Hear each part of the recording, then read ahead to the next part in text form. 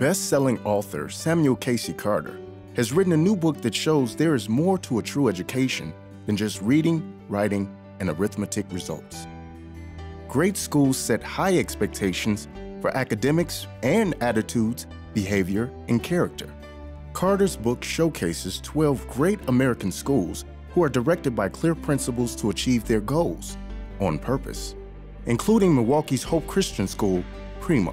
The schools in Carter's book exemplify how school cultures are made, how they form student character, and how great school cultures ultimately harness student character to drive achievement.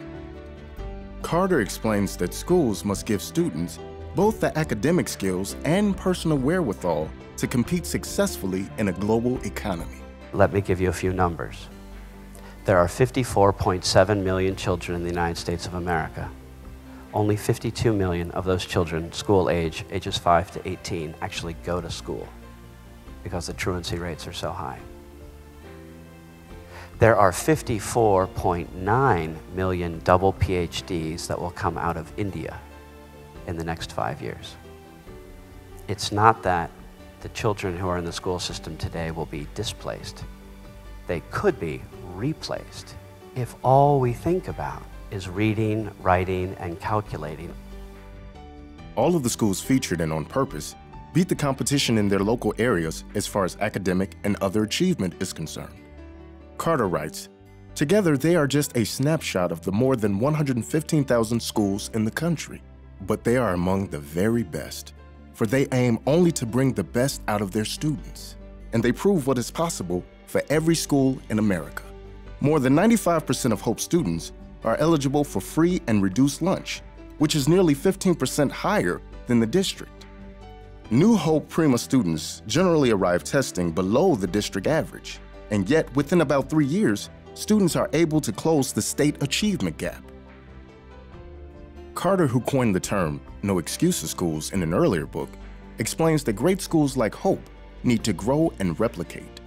That was the reason for writing No Excuses, was that we needed to show people with absolute, ineludible, ineluctable certitude that all across the country there are schools that are teaching children well. It's just that nothing in the system rewards, encourages, or inspires that, or allows it. And so you have to have systems like Hope Christian schools come out of nowhere and do it on their own. The story of the Hope schools needs to be known across not just the United States of America, but the world. You all were featured in On Purpose because this is a book about great school cultures that form strong character. For schools where children flourish and when they're alive and where they're unconditionally loved. You need to understand, I started with 3,500 schools across the country, trying to find examples not just of high-performing, high-poverty schools that were removing the excuse that poverty was the cause of academic failure, but schools that just teach the whole child. I ended up writing about 12 of them, about Hope Prima, but it wasn't just about Hope Prima. It was about Fortis and the high school as well. You know this system is an integral system that you've created. Hope is outperforming their peers on multiple measures, including academic growth, attendance, and parental satisfaction. And they are doing all of this as the Hope Network grows to serve more students. I can't tell you how happy I was when I heard that Prima has gone from 220 to 480 total students. And you have to be so proud that you are taking that challenge on. I've been in 1,114 schools in the United States alone, and yours is one of the most beautiful I've ever been in. We need to figure out how to share your message with so many more people, but with a spectacular rate of change.